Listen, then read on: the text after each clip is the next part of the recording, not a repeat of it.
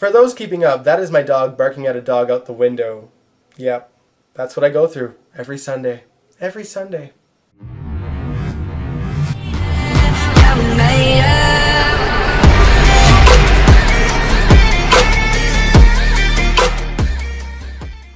How's it going, everybody? Welcome to General Hospital MV, my GH after show. Let's get into it. I'm not gonna lie, this was not a fun GH week for me. I mean, most of the show was very predictable, and a lot of the stories are practically sprinting towards outcomes that I so do not want to see. For example, Michael and Willow got custody of Wiley, and while that is the outcome that I wanted, it was hard to celebrate knowing full well that Nelle will most definitely kidnap Wiley. She didn't get away with it the first time, so Lord knows she's gonna get away with it the second time. I can only imagine that the show is most likely gonna drag on the story of Nelle being on the run with Wiley, mostly because I feel like the show is probably not wanting to bring kids to the set too often.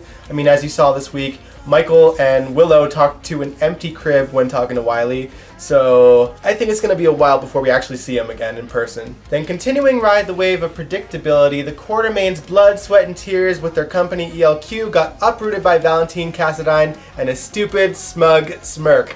God, I hate that smirk. Not only did Valentin get a hold of 50% of the company's shares, and yes, Sam gave away her kids' proxies to get the parole officer away from her, but on top of that, Lucy had 1% of the company, and since she is under his thumb because he's funding deception, she had no choice but to side with him on the votes and, of course, throw the hospital under the bus. And to make matters even worse, Valentin managed to become the new CEO of ELQ.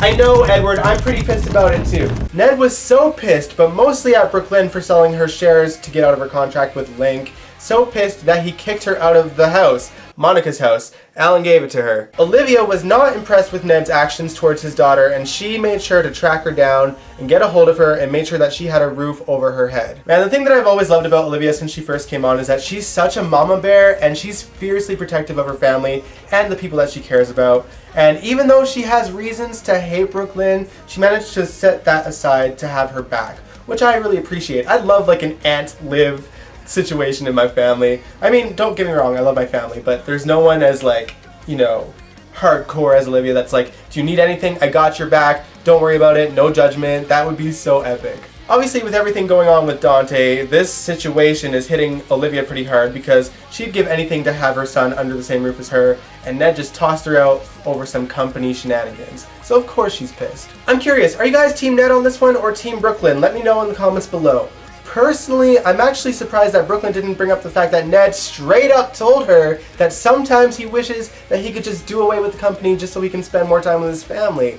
I mean, obviously Brooklyn couldn't have predicted that this choice that she made would screw over the entire hospital. To make matters even worse, General Hospital is now in a chokehold from Cyrus Renaud, who not only was voted in to be the benefactor, but voted in as the leader of the hospital board. What the hell, GH? What are you doing? Y'all better prepare yourselves for the opioid crisis and the overdoses that you are about to take into the hospital, because that's exactly what's gonna happen. Sadly, I'm pretty sure that Sasha Gilmore will be the first victim of an overdose because the girl got a bag of coke dangled in her face and she took it pretty quickly, mostly because Carly showed up to the floating rib to announce to Chase and Sasha that Michael and Willow got custody of Wiley and that they were going to be a big happy family and they were gonna fall in love. Carly, read the room! Now let's backtrack a little bit here, because how does a man with Cyrus Renaud's reputation get the respect of the entire hospital board? Easy. The police commissioner, Jordan Ashford, did a press conference basically praising him as a human being and denouncing all the rumors about him. I know that she had to do it, but I was so annoyed that I could not actually watch that scene. I looked away and just scrolled on my phone because I was like, I don't want to hear this. I really don't want to hear this. Now, Jordan's husband, Curtis, on the other hand, he seems to have something on Cyrus Renaud, and we haven't been told what that is yet, but he seems to have tracked someone down that is very important to Cyrus, and he's shaking in his boots enough to go to Jordan and say, get your husband to back off of me. Wow, I'm impressed, Curtis. I don't know what you found, but whatever it is, roll with it. Just be careful. I don't want you to die in this situation. We already know that Cyrus can be lethal. Just ask Taggart. Actually, you might be able to. The show reminded us that Jordan was talking to a mysterious person on the burner phone, and while they haven't admitted that it's Taggart, it wouldn't surprise me if it was. Now, I'm not exactly sure what Taggart faking his death would actually do to help the case with Cyrus, But if he is truly alive, I'm a little bit pissed at him for hurting his baby girl Trina, because that's my baby girl too. Now I gotta give a little bit of credit to Lulu Spencer. She actually approached Nicholas to try and fund the hospital.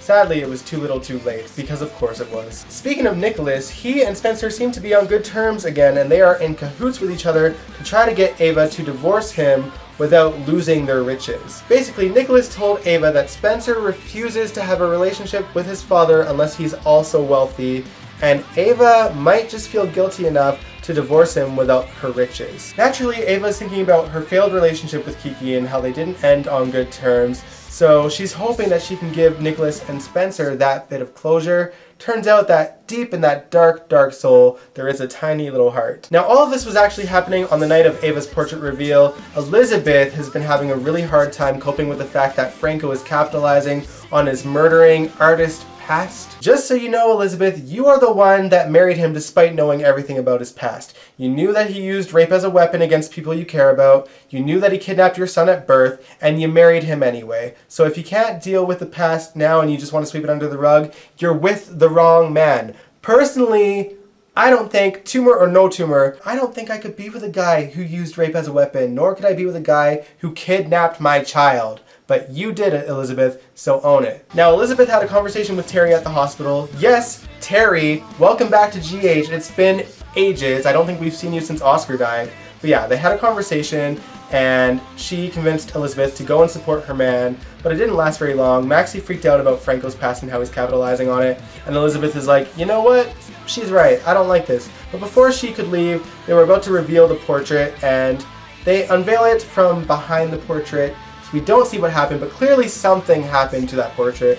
It honestly wouldn't surprise me if Charlotte was roaming around the halls of Windermere and defaced it. She's a demon child. I still stand by that. Alright, let's talk about Jason's accident and how pointless it actually was, because he's pretty unscathed. He didn't lose his memory. He seems fine and he seems to be on the mend. I mean, unless there's some underlying thing that we're not aware about yet. It seems like Jason's accident seemed to be a plot point just so that Sam would give her shares to Valentin. Right now, all signs are kind of pointing towards Brando sabotaging Jason's bike under Cyrus's orders. If that is the case, Brando has a really good poker face, or maybe I just want him to be a good guy. You know, part of me actually wonders if he's like an undercover cop or something, because, you know, maybe he's in town to take down Cyrus, and he's just kind of getting in with the mob and being their friend so that he can infiltrate Cyrus and bring him down. Hard to say. What do you guys think? Let me know in the comments below. Now, surrounding all of that, there were all these little stories happening during the week as well. Jax is trying to help Nina track down her daughter.